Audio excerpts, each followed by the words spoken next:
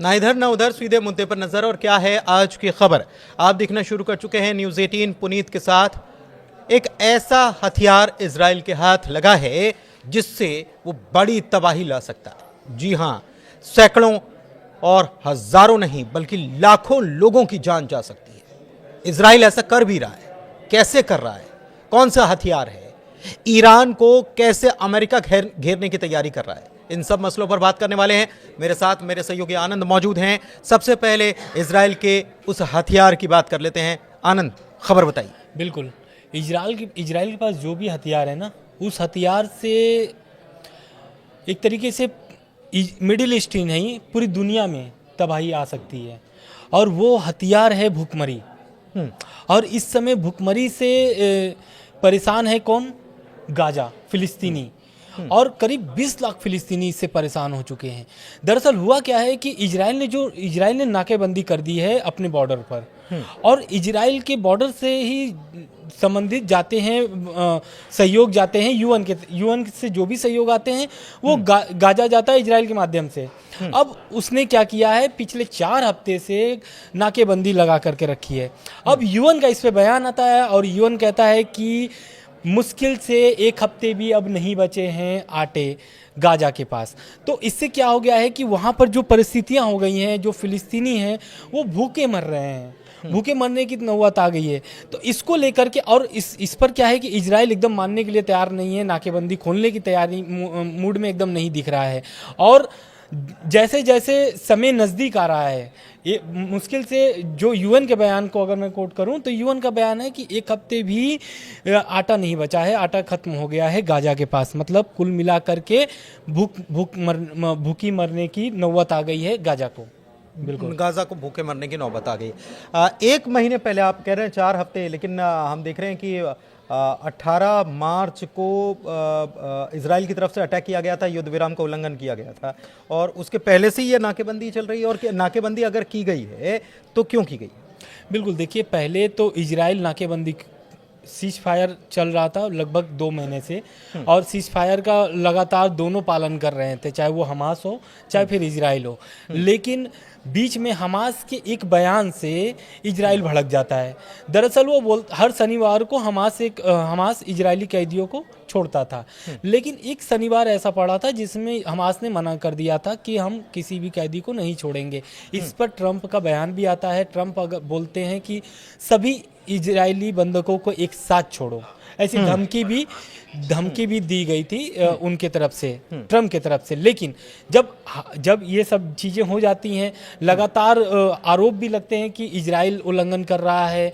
कभी हमास बोलता है कि इजराइल उल्लंघन कर रहा है, कभी इजराइल बोलता है हमास उल्लंघन कर रहा है। इन सब के बीच में इजराइल का बयान आता है और इजराइल बोलता है कि पहले वो जो सीज फायर तोड़ने का उल्लंघन करता है तो इजराइल की तरफ से नाकेबंदी की होती है। पहले वो जो वॉर नहीं करता है, पहले बमबारी नहीं करता है, पहले होता है ना कि रीढ़ की हड्डी तोड़ना, तो गाजा की रीढ़ की हड्डी तोड़ी नाकेबंदी करके। यानी कि जो खाने के सामान पहुंचते हैं वो अब लगभग 4 हफ्ते से नहीं पहुंच रहे हैं, 18 मार्च से अगर देखा जाए तो फिर कैसे काम चल रहा है? बिल्कुल, अब जो उनके पास सामान बचे हुए थे वो उसी पर उनकी सारी चीज़ें चलती रही थी। मतलब जो भी खाने उस समय तक पहुंच गए थे, अब उसी में वो लोग काम चला रहे हैं। मतलब जिसके पास अगर उदाहरण अगर मैं दूं, जिसके पास अगर 5 किलो आटा पहुंचने थे तो वहाँ पर अब 2.5 किलो।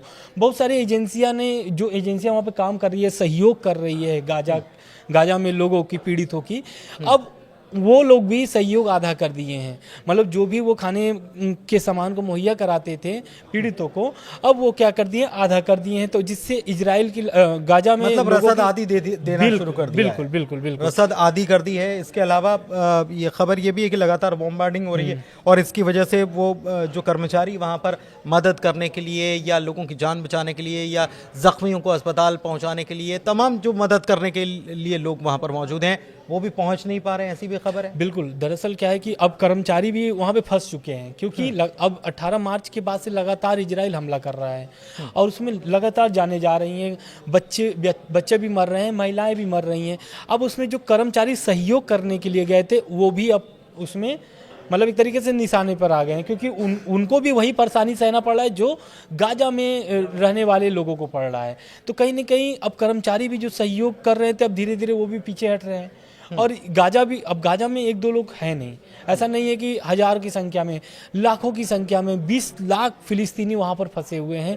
और अब जो नौबत आई है भूखे मरने की, तो उसमें 20 लाख लोगों के मरने की नौबत है। मतलब और इजराइल, अगर ये नाकेबंदी जो आप कह रहे हैं अगर ये नहीं खोली गई तो बहुत बुरे हालात हो सकते हैं, और गाजा में जो फिलिस्तीनी रह रहे हैं उनके भूखों मरने की स्थिति, मतलब उनको दाने दाने को मोहताज कर देने की कोशिश इजराइल कर रहा है फिलिस्तीनियों के साथ। और ये सच में और सबसे दुनिया देख रही है ये। बिल्कुल दुनिया। अब यूएन तो इस पर बयान, यूएन का इसीलिए पे बयान आता है क्योंकि यूएन क्या करता है, यूएन का तो अपना यह है UNRW है, वो अपना सहयोग माध्यम से, संस्था के माध्यम से सहयोग करता है।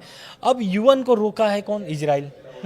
आगे जाने की, जैसे जो ट्रकें आती हैं सामान अनाज और सहायता के लिए, अनाज के लिए, अब वो आगे बढ़ने नहीं दे रहा है इजराइल। और इजराइल की मांग क्या है? इजराइल का जो मांग है, अब उस पर यूएन भी अपना कुछ वैसा कह नहीं पा रहा है या फिर कार्रवाई नहीं कर पा रहा है, क्योंकि उनके भी लोग वहां पर फंसे हुए हैं। मतलब हमारे लोगों को छोड़ोगे नहीं। हाँ, तब तक कुल 56 लोग उनके कैद में हैं। हमारे लोगों को छोड़ोगे नहीं तो हम आप सबको भूखों मार देंगे। अब तब तक सप्लाई नहीं मिलेगी जब तक हमारे लोगों को रिहा नहीं किया जाता। बीते दिनों हमने देखा कि शायद यही वजह थी कि फिलिस्तीन के जो लोग हैं उन्होंने हमास के लोगों के खिलाफ भी प्रदर्शन किया। बिल्कुल, हमास के खिलाफ इसीलिए प्रदर्शन किए थे क्योंकि हमास को वो बोल रहे थे कि आप सत्ता से बाहर जाओ, आप गाजा छोड़ करके बाहर चले जाओ, फिलिस्तीन छोड़ करके बाहर चले जाओ। क्यों कर रहे थे? क्योंकि गाजा के लोग वहाँ पे समझ चुके थे, क्योंकि अब जो सीज फायर का उल्लंघन करके अगर इजराइल हमला कर रहा है तो कहीं ना कहीं इजराइल को भी दर्द हुआ है। दर्द मतलब कैसा? इजराइल क्या है कि इजराइल लगातार जिस पॉइंटर पर सीज फायर हुए थे, उस पॉइंटर को इजराइल आरोप लगा रहा है हमास पर कि इस पॉइंटर को फॉलो नहीं कर रहा है। कौन? हमास। अब गाजा में जो लोग पहले तो प्रवास कर गए थे, लोग चले गए थे अपने घर मकान छोड़ करके, लगभग 70 से 80% गाजा बर्बाद भी हो चुका है। तो अब जो वापस जो लगाए थे सीज फायर के दौरान, लोग वापस आ गए थे।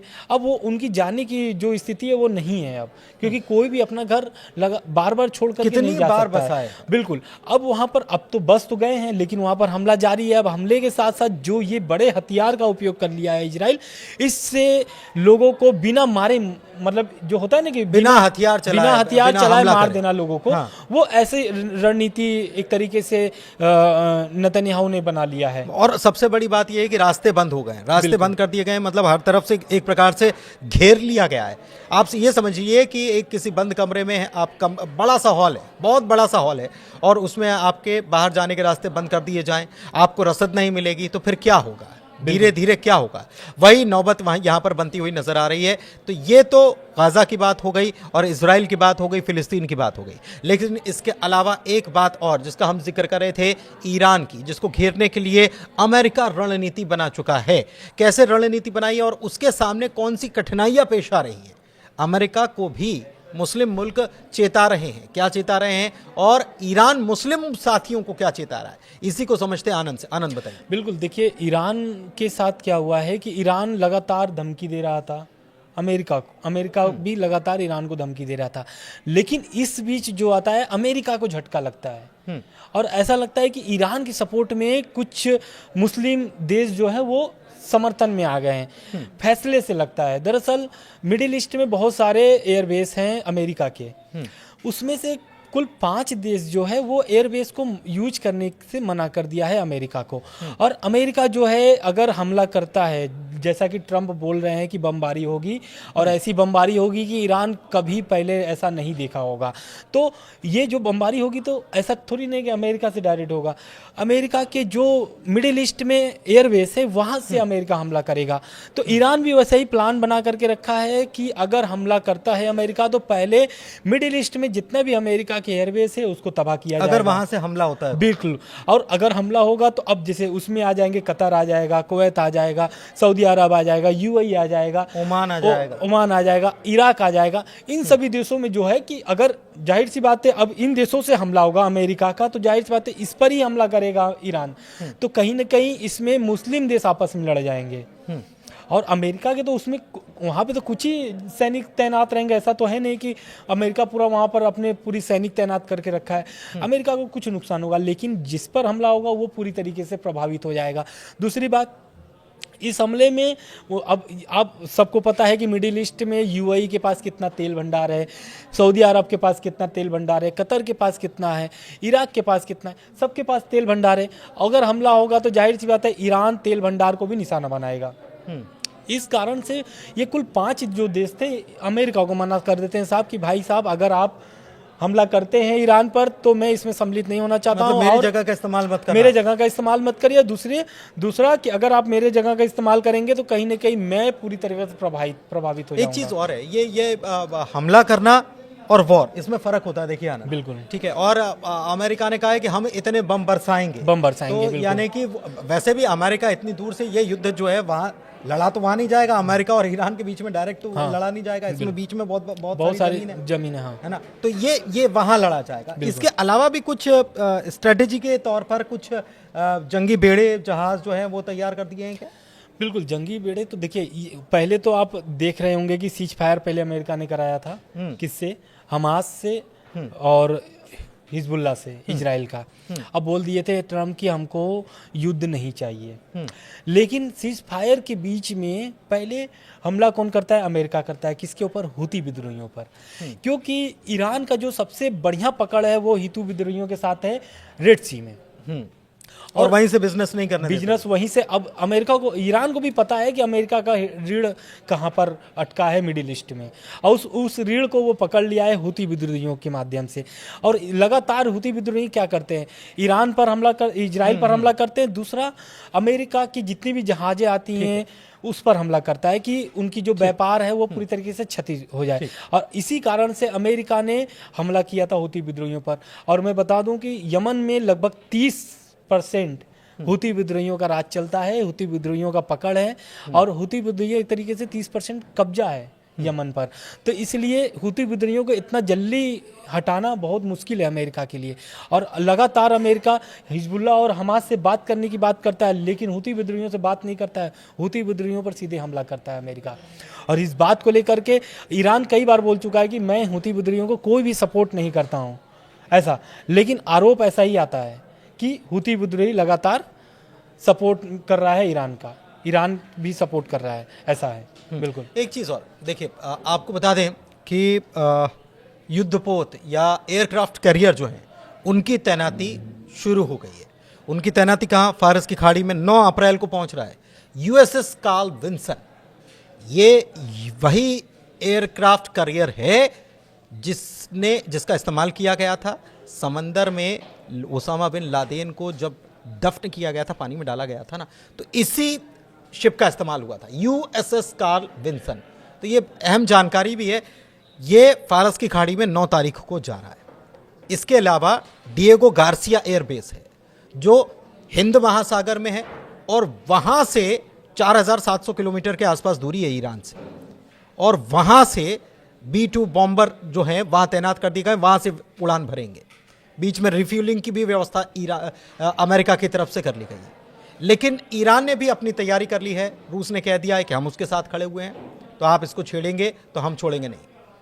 ये परिस्थितियां बन रही हैं, हर तरफ से घेराबंदी जो है वो शुरू हो गई है। लेकिन दूसरी तरफ जो अमेरिका के जो अड्डे हैं मुस्लिम कंट्रीज़ में, उनका इस्तेमाल वो नहीं कर पाएगा। कहीं ना कहीं ईरान की ये कूटनीति यहाँ पर शायद काम कर गई हो, क्योंकि तेल का धंधा साथ में करते हैं, तो फिर जब साथ में बिजनेस आप कर रहे हैं तो बिजनेस का तो ध्यान आपस में एक दूसरे का रखना पड़ेगा, वरना नुकसान तो सबका होगा। शायद ईरान की तरफ से यही कह दिया गया हो। फिलहाल इस वीडियो में इतना ही, चर्चा को यहीं समाप्त करेंगे, ज़्यादा वीडियो लंबा नहीं हो। और आपको ये वीडियो कैसा लगा, जानकारी कैसी लगी, ज़रूर बताइएगा कमेंट के ज़रिए, और हमारे चैनल को लाइक कीजिए, चैनल सब्सक्राइब कीजिए। बहुत धन्यवाद।